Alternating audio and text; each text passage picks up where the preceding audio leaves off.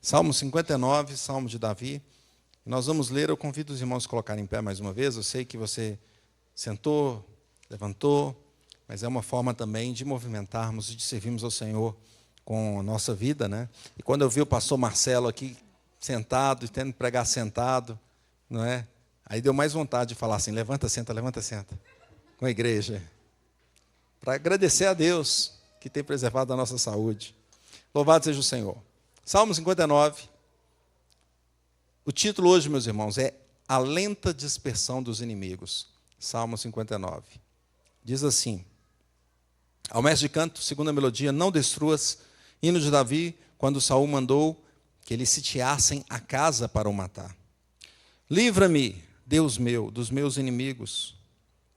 Põe-me acima do alcance dos meus adversários. Livra-me dos que praticam iniquidade e salva-me dos homens sanguinários, pois que armam ciladas a minha alma. Contra mim se reúnem os fortes, sem transgressão minha. Ó Senhor, ó pecado meu, sem culpa minha, eles se apressam e investem. Desperta, vem ao meu encontro e vê. Tu, Senhor dos exércitos, és o Deus de Israel. Desperta, pois, e vem de encontro a todas as nações. Não te compadeças de nenhum dos que traiçoeiramente praticam a iniquidade. Ao anoitecer, uivam como cães à volta da cidade. Alardeiam de boca em seus lábios a espadas. Pois dizem eles: quem há que nos escute?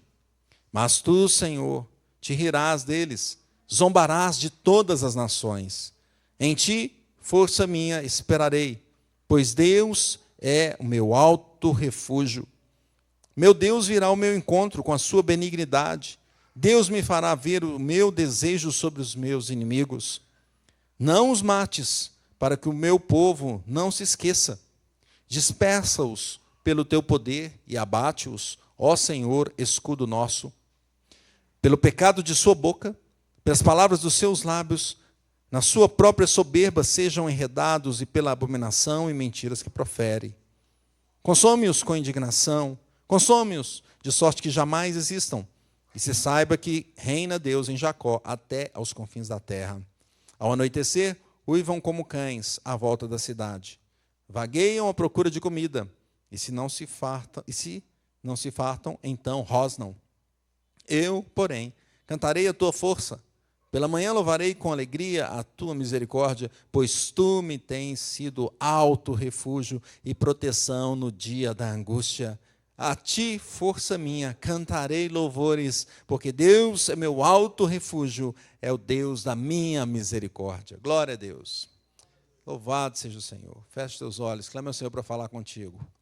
Deus, nós oramos ao Senhor neste momento, clamamos a tua presença, clamamos que o teu Espírito Santo seja benigno conosco e nos traga a mensagem boa, perfeita, agradável, nos traga esses ouros, esse ouro que está na tua palavra, que nós meditemos e que a gente busque ali esse ouro, essa riqueza para o nosso coração. Nos ajuda, não nos deixe sair daqui desanimados ou simplesmente cumprindo mais um domingo, mas que teu Espírito fale profundamente às nossas vidas. Em nome de Jesus, usa o teu servo, abre os nossos ouvidos e o nosso coração em nome de Jesus. Amém. Podemos sentar, meus irmãos? Podemos sentar. Você já passou por algum acontecimento assim difícil? Né? Ou um acontecimento que demora, não sara. Talvez aqueles mais ansiosos, né? Alguma coisa acontece e precisa de tempo. Por exemplo, o pastor Marcelo, ele é quietinho, ele não é ansioso, né? Então ele, meu pé. Calma, pastor. Eu já queria logo tirar a proteção e já andar. Calma, pastor. Não, já pôr o pé, já mexer. Calma. Tem um momento ali de cura, não tem? Quando você quebrou, se você talvez tenha quebrado algum osso, você sabe que tem um tempo de cura, tem um momento que vai passar, mas parece que demora, não tem? Às vezes tem aquela situação que a gente fica assim, não passa nunca. E esse salmo, ele nos trata um pouco desse assunto, e por isso o título, A Lenta Dispersão dos Inimigos. Veja que Davi é um salmista que traz grandes meditações para a nossa vida, e ele trouxe aqui esse salmo, que é um salmo que tem um pouco de de louvor. Tem muito louvor no final, nós lemos versículos finais aqui de uma maneira muito forte. Ele também tem a oração, o lamento, o clamor ao Senhor e a confiança ao Senhor. É um salmo que tem várias composições, não é? E esse salmo ele acontece num contexto, se você voltar na sua Bíblia e ler novamente aí o que diz o título, você vai perceber qual que era o contexto desse salmo. O título nos diz assim: ao mestre de canto, segundo a melodia, não destruas, ou seja, ele mandou aquele salmo para o mestre de canto, para cantar, no momento, né, do litúrgico, segundo uma melodia conhecida, não destruas. Então, é uma melodia que já fala assim, olha, Deus, não deixa destruir, né? Ou então o Senhor mesmo não destrua a nossa vida. E você pode perceber que vários cânticos usam essa melodia, não destruas, né? E ele fala assim, hino de Davi, e agora ele vem com um contexto. O que está escrito aí? Leia comigo. Quando Saul mandou-lhe que eles sitiassem a casa para o matar. Esse era o contexto. Então, nós sabemos o que aconteceu por trás desse salmo cantado, desse salmo composto por Davi. E esse contexto está lá em Samuel, 1 Samuel 19. 1 Samuel 19, versículo 11 e 12, diz assim, olha o texto. Porém, Saul, naquela mesma noite, mandou mensageiros à casa de Davi que o vigiassem, para que ele o matar pela manhã. Disso soube Davi por Mical, sua mulher, que lhe disse, se não salvares a tua vida essa noite, amanhã serás morto. Então Mical desceu Davi por uma janela, e ele se foi e fugiu e escapou. Então esse era o contexto. Veja que Saul aqui, a situação de Davi, Davi ainda estava vivendo próximo de Saul, na região ali onde Saul estava, né? Não na casa, ele ficava na casa de Saul porque ele tocava, e um pouquinho antes, se você volta lá no texto de Samuel, você vai perceber que Saul, um pouquinho antes, estava exatamente ali, ouvindo Davi tocar. E Davi tocava, e Saul, um pouco antes em Samuel, quando Davi tocava, no livro de Samuel, Saul ficava mais tranquilo. Mas nesse texto, um pouquinho bem próximo daqui, o que acontece? O texto diz que o espírito maligno entrou em Davi, em Saul. E agora Saul, então, parece que nem o toque ali da harpa, não sei se era harpa, deve ser, né? Pode ser. Nem aquele toque, a música estava mais resolvendo. E Saul foi para cima de Davi, com a lança, e já queria matar Davi. Davi escapou, foi para a casa dele. E Saul mandou cercar a casa, sitiar, ou seja, cerque a casa, que eu vou matar Davi. Esse é o contexto que estava ali. Então era no começo da fuga dele. Nós já passamos por outros salmos que falam em tempos mais à frente, não é? Onde Davi estava fugindo. Aqui é mais um começo. E a gente percebe, então, que esse salmo ele tem algumas divisões. Se você olhar ali o versículo 1 ao 5, você percebe ali ele falando dos inimigos cercando. Os inimigos estão cercando. E ele fala com o Senhor, livra-me de meus inimigos, ó Deus, protege-me dos que me vieram destruir, livra-me dos criminosos, salva-me desses assassinos. Eles estão armando uma emboscada para mim, não é? Estão aqui cercando a minha casa, esses inimigos, esses ferozes, estão ali à minha espera. Senhor, embora eu não tenha pecado, não tenha ofendido, eu sou inocente nessa situação, mas eles querem me atacar. Desperta, Deus, vem. Veja o que está acontecendo, ajuda-me, ó Senhor, Deus dos exércitos, Deus de Israel, desperta, castiga as nações. Ele amplia aqui, ele fala das nações agora, não é? Não tenhas misericórdia dos traidores perversos. Então, esse é o versículo 1 a 5, fala sobre esse círculo, sobre essa emboscada, vamos dizer, dos inimigos ali tentando cercá-lo. Versículos 6 e 7, ele tem aqui vamos dizer assim, a quadrilha, aqueles inimigos estão ali, observando, espreitando o que está acontecendo, olhando para Davi. Ele saiu? Ele não saiu? O que está acontecendo? Nós estamos aqui vigiando. Nós não podemos deixá-lo escapar. Então ele fala, ele sai à noite rosnando como cães ferozes, ele chama assim. E tem um comentarista que fala que essa parte que ele chama de assim, não a quadrilha que espreita, ele fala a alcateia que espreita. Ele fala, como cães ferozes estão ali. Eles ouvem as coisas imundas que lhes saem da boca. Ouve, Senhor, essas coisas imundas, as suas palavras cortam como espadas, ou seja, eles estão falando coisas para me destruir e são, afinal, pessoas que querem acabar comigo. Agora temos uma outra parte que fala sobre a confiança dele. versículo 8 e 10. Mas tu, Senhor, ris deles. Ele muda, parece, esse salmo tem essas composições que muda de uma vez, né? Ele está falando uma coisa, depois ele muda. Aqui ele usa um contraste, mas tu, Senhor, ris deles, zombas das nações. És minha força, em ti espero, pois tu, ó Deus, és minha fortaleza. Em seu amor, meu Deus, tu estarás comigo. Não deixe que eles vençam, pelo contrário, que triunfe o Senhor sobre os meus inimigos. Então, a confiança triunfante dele, a confiança em Deus. Nós vemos, então, agora, versículo 11, 3, esse declínio lento, de onde eu tirei o título, a lenta dispersão dos inimigos. Ele fala assim, não os mates, para que meu povo não se esqueça depressa. Dispersa-o com teu poder e derruba-os, ó Senhor, nosso escudo. Pelas coisas pecaminosas que dizem, pelo mal que há em seus lábios, que eles sejam apanhados em seu orgulho próprio, em suas maldições e suas mentiras. Destrua, Senhor, com tua ira, extermina-os por completo. Então o mundo todo saberá que Deus reina em Israel. Esse é o versículo, essa é a parte que fala, então, sobre esse declínio lento. Veja que no final, nós já vamos entrar nisso, no final ele fala sobre que o Senhor extermine, mas ele começa falando que o Senhor disperse, não os mate. 14, 15, nós vemos de novo essa quadrilha atacando aqui, mas a quadrilha voraz, agora quer, né? Ele sai à noite rosnando como cães ferozes, enquanto rondam a cidade, procuram por alimento e não vão dormir insatisfeitos. Eles querem comer antes de dormir. Então, é a alcateia ali, voraz, querendo destruir Davi, né? E no final, nós lemos louvor que Davi traz ao Senhor. Então, o salmo que tem essas partes assim, colocadas, e que elas mudam de repente, né? Faz um contraste uma com a outra.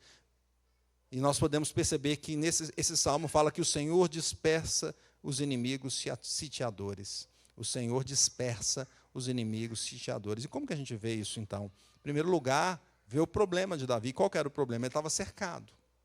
Ele estava sitiado pelo inimigo. Versículo 1 a 3 mostra isso claramente. Ele pede, Senhor, livra-me, põe-me acima do alcance dos meus adversários, livra-me dos que praticam iniquidade, salva-me dos homens sanguinários. Eles estão aqui para tirar o meu sangue. Eles armam ciladas, Deus. Querem me pegar. Contra mim se reúnem os fortes. Então, não eram pessoas assim, qualquer um. Eram fortes ali, seguranças, pessoas do exército. Cara forte, com armado, né? Que estava ali para atacá-lo. E ele pede isso a Deus, então, que ele estava sendo sitiado, cercado pelos inimigos, os mandantes de Saul. Pois Saul ordenou, olha, cerque Davi, que eu vou matá-lo, né? Saul mandou cercar a casa dele. Então, um local, a casa, né? Normalmente a casa é um local que você fica mais seguro, né? A gente espera, pelo menos. E agora ele não estava seguro em casa, porque ela estava sendo cercada, sitiada. Não é? Nós vemos, então, esse pedido a ele, Senhor, me guarda neste momento. Saul está agindo com inveja. Eu não fiz nada contra ele, ele diz aqui. Nessa situação, eu não fiz nada. O que ele tinha feito era, pelo contrário, era ajudar Saul, porque ele estava guerreando. E um pouquinho antes, naquele texto de Samuel, você vê que eles tiveram uma guerra com os filisteus, e ele saiu vencedor, de novo. E Saul deve ter lembrado de novo daquele cântico das mulheres. Saul mata seus milhares, Davi mata os seus 10 milhares. E ele deve ter ficado mais enfurecido. De novo ele ganhou. Eu penso que talvez Saul entrasse numa guerra pensando, bom, quem sabe a gente perca essa guerra, né? Para o pessoal falar que Davi não mata nada de milhares, né? Mas não, ganhava, né? Então, agora ele manda cercar, Davi ele fala com o Senhor, Deus, eu não pequei contra ele, e ele está me cercando, Deus, eu não tenho culpa. Versículo 4.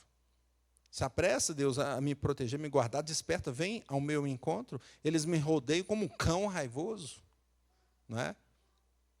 Versículo 6 fala, ao anoitecer uivam como cães à volta da cidade. Essa era a situação. Eles alardeiam de boca, e em seus lábios há espadas. Eles dizem, quem há que nos escute? Ou seja, nós estamos aqui, ninguém pode nos parar, nós vamos pegar esse Davi.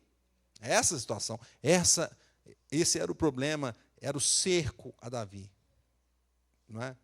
E como que nós trazemos isso para a nossa vida, para o nosso pensamento?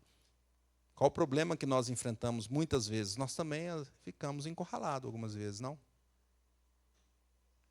O crente também fica em algumas situações assim. E ele até expande isso. Veja o versículo, lê comigo o versículo 5.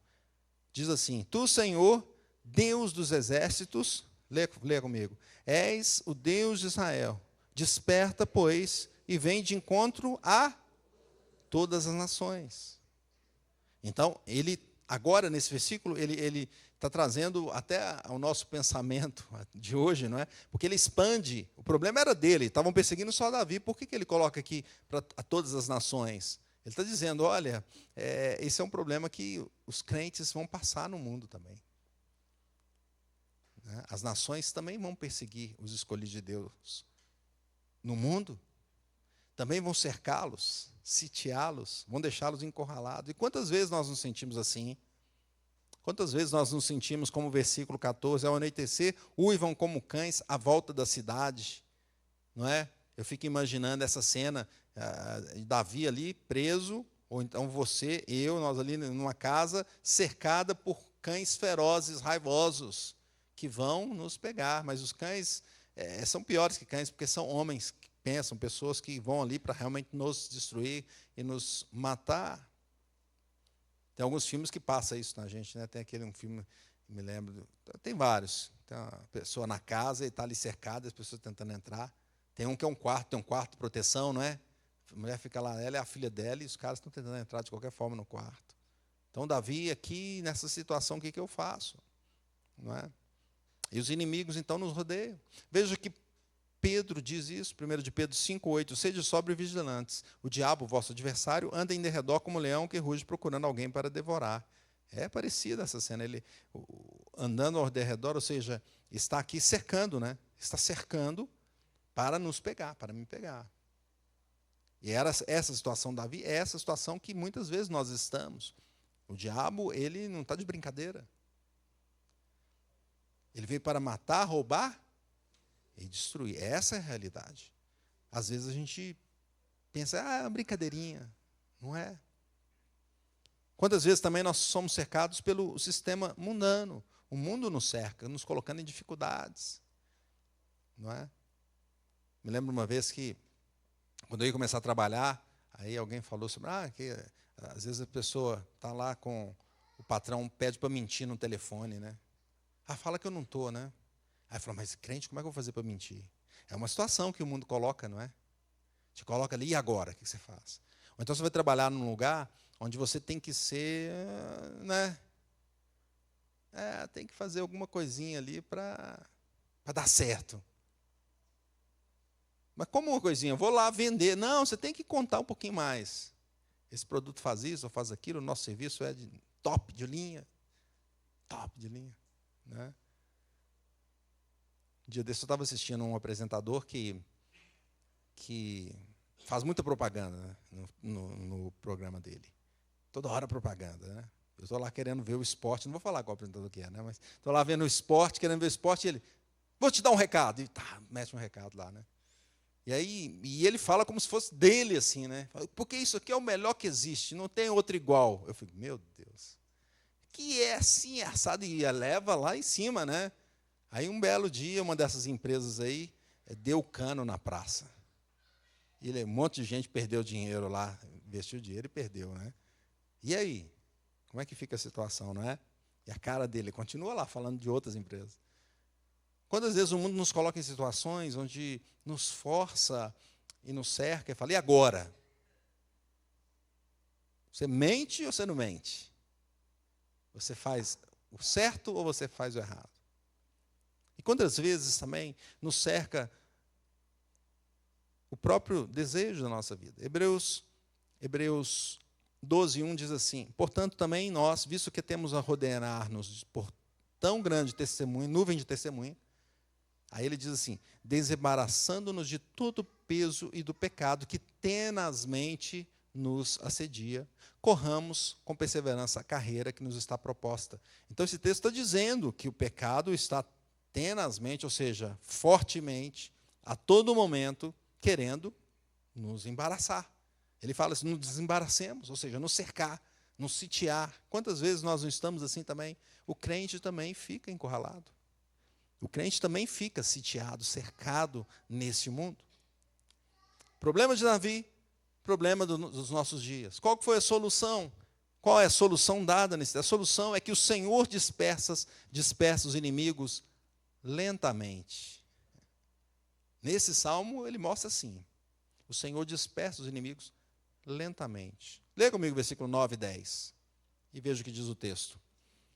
Em ti, força minha, esperarei, pois Deus é o meu alto refúgio. Meu Deus virá ao meu encontro com a sua benignidade.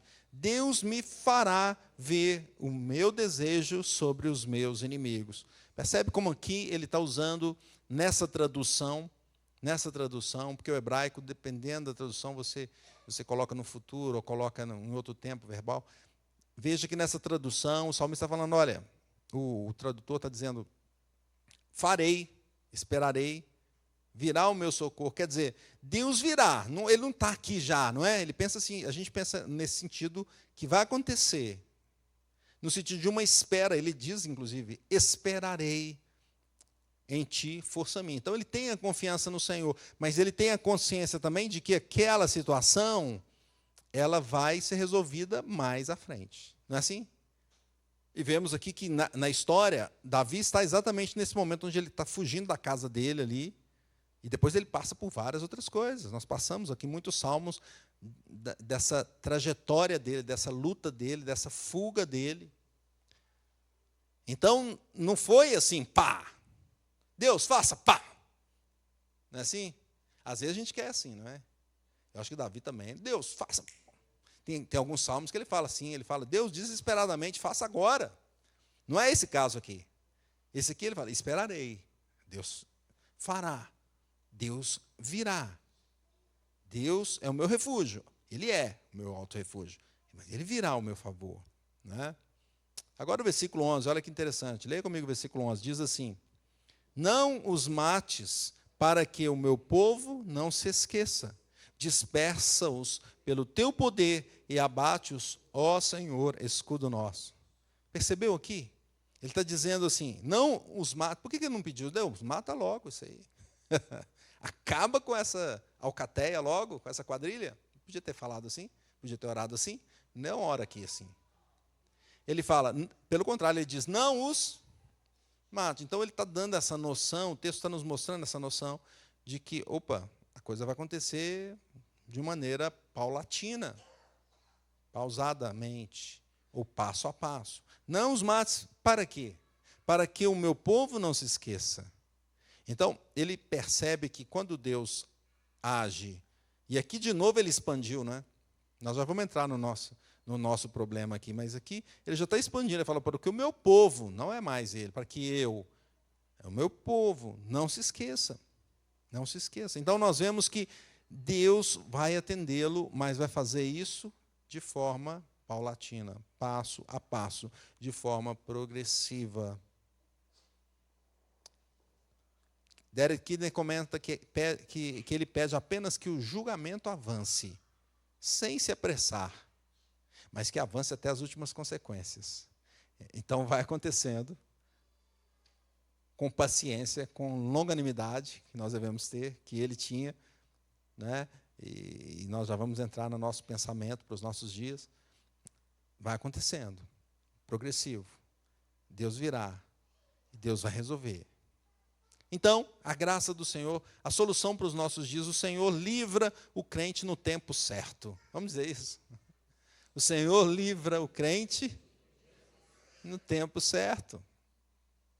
Versículo 8, mas tu, Senhor, te rirás deles, zombarás de todas as nações. Então, mais uma vez, a gente vê a expansão do texto, trazendo para todos os crentes, em todos os lugares, nós percebemos isso, que o Senhor vai resolver, zombará deles, o Senhor vai resolver a situação. Versículo 12 e 13, pelo pecado da sua boca, pelas palavras dos seus lábios, na sua própria soberba, sejam enredados, e pela abominação e mentiras que proferem. Consome-os com indignação, consome-os de sorte que jamais existam. Então, aqui ele já usou até o final agora. Então, vai acontecendo do versículo 11, onde ele fala, não os mate agora, né? Dispersa-os, e ele vai caminhando até chegar nesse final do versículo 12, 13, que fala que eles sejam consumidos e como se fosse quem jamais existiu. E assim se saiba que até os confins da terra Deus reina, o Deus de Jacó reina. É um salmo que nos faz pensar demais, né?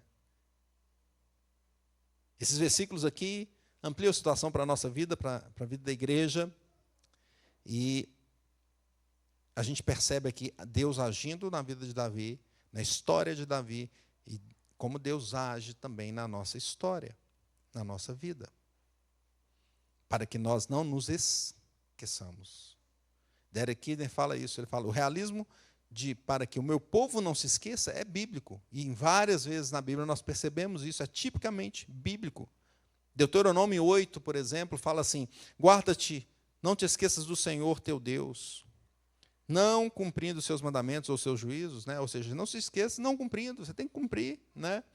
Ele continua falando isso, para não suceder que depois de teres, olha só, depois de teres comido e estiveres farto, esse texto aqui está falando para o povo de Israel que ia entrar na cidade prometida, e a cidade que mana leite e mel, e eles iam prosperar naquela cidade, naquela terra.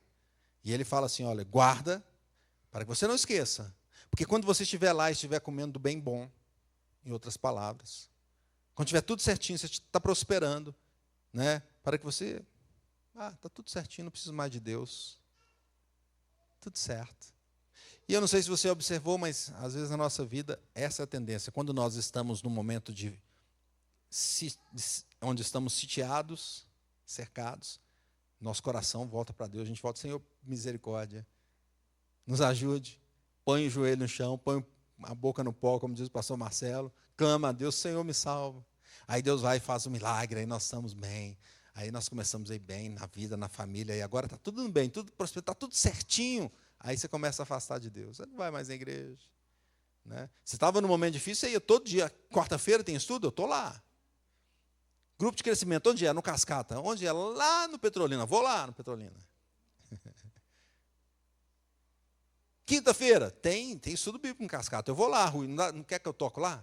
Eu vou tocar com você lá. Sábado, tem programação da sociedade? Eu quero ir participar. De manhã tem da UCP, à noite tem da UPH. Eu vou nos dois. Escola dominical. Acorda cedo e vem para a igreja. Deus, me ajuda. Me responda.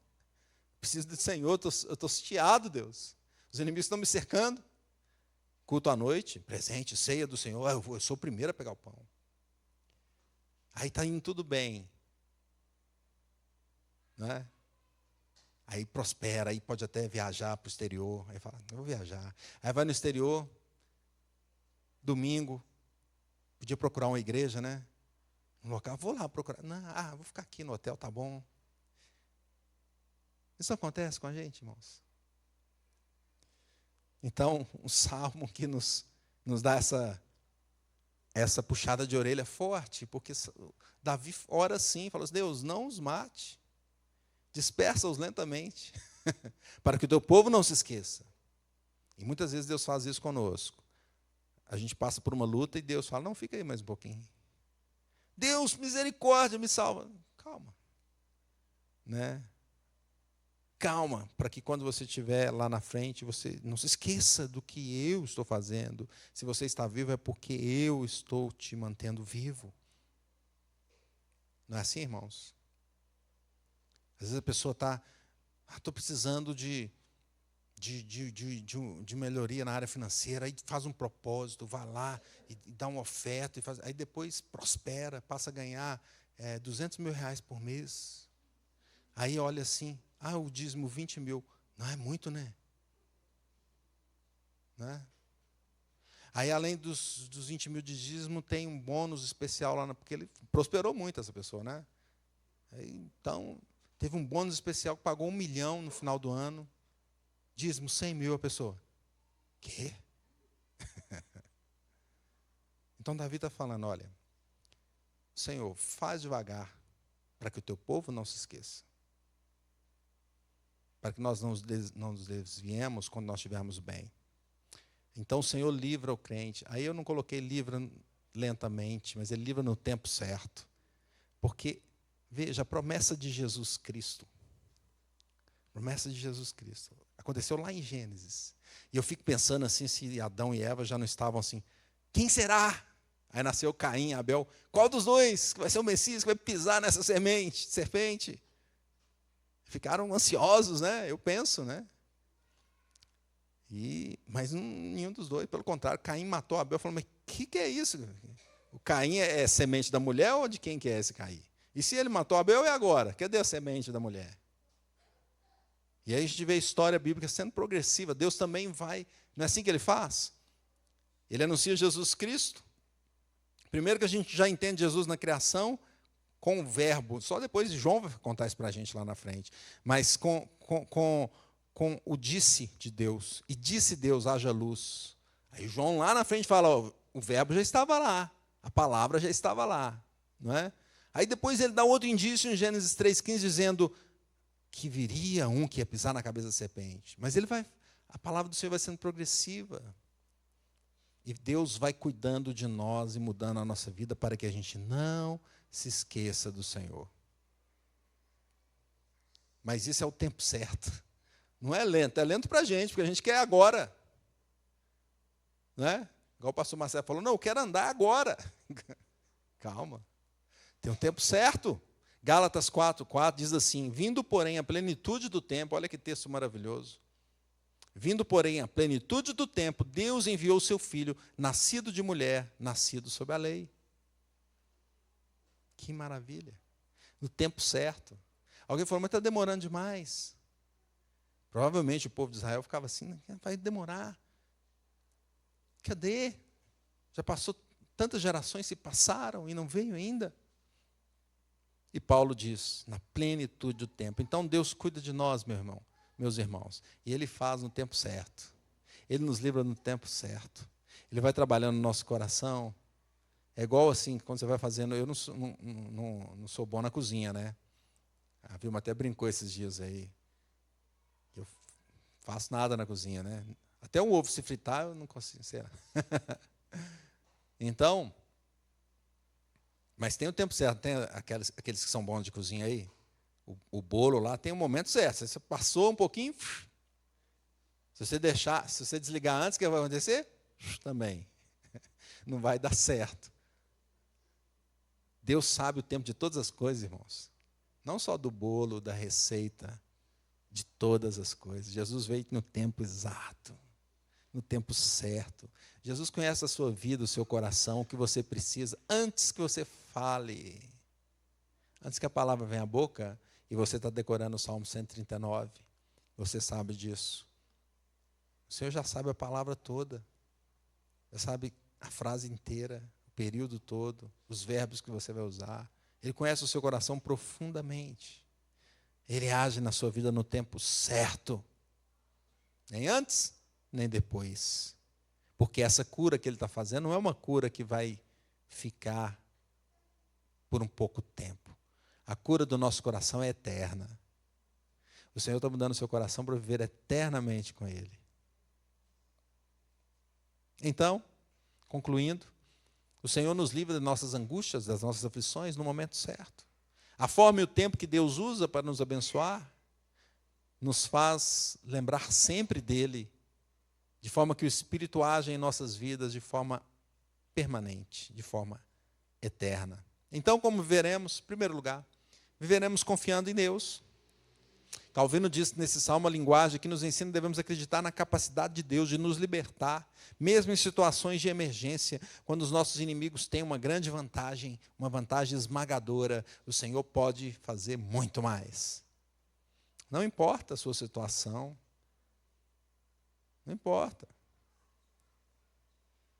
Deus vai fazer, e Ele está fazendo.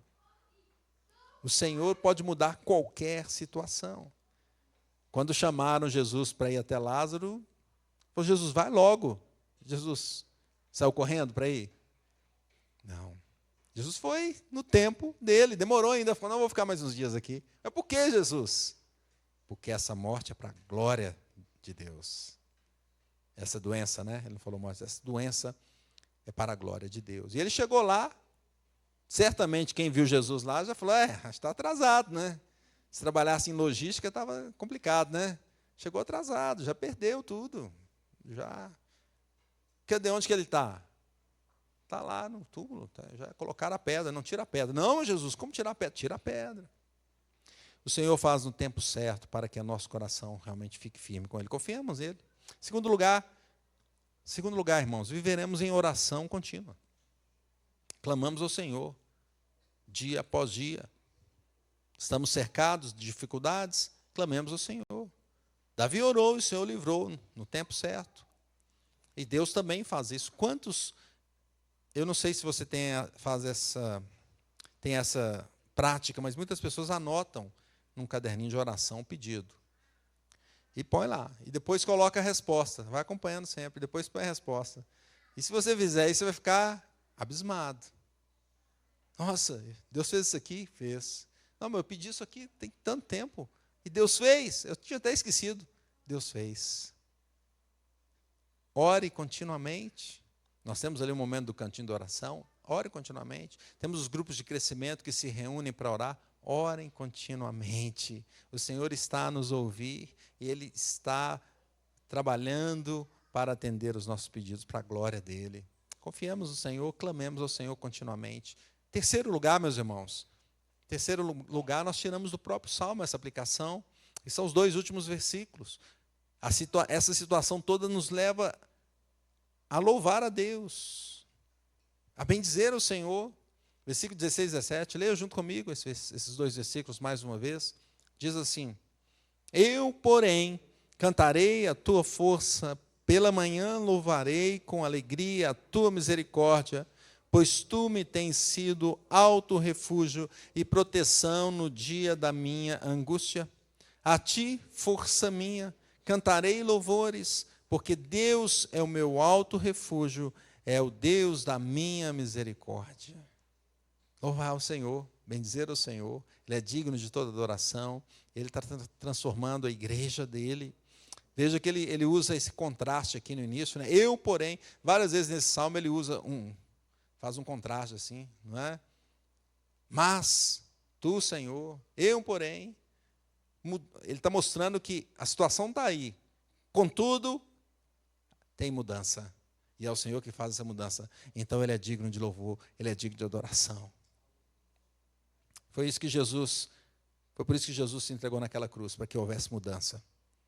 Os homens daquela época, nós já vamos ler o texto daqui a pouco, para participarmos da ceia. Os homens daquela época pensavam que Jesus viria com forte poderio político, militar. Não é assim? Eles ficavam esperando, quem é o Messias? Contudo, o contraste que Jesus fez, não será assim. Eu chegarei humilde, chegarei como qualquer um de vocês, até na forma mais humilde, vou nascer numa manjedoura, uma família ali bem pacata, de um lugar que alguém vai falar assim, mas de lá vem alguma coisa boa. Vou fazer totalmente diferente. E esse meu plano da redenção vai salvar a muitos. E você é fruto disso, para a glória de Deus. O Senhor é o nosso alto refúgio. Louvemos, cantemos ao Senhor, confiemos nele, oremos, exaltemos o seu nome. Pois os tempos de prova parecem demorar, mas a vitória é eterna. Glória a Deus. Glória a Deus. Vamos nos preparar.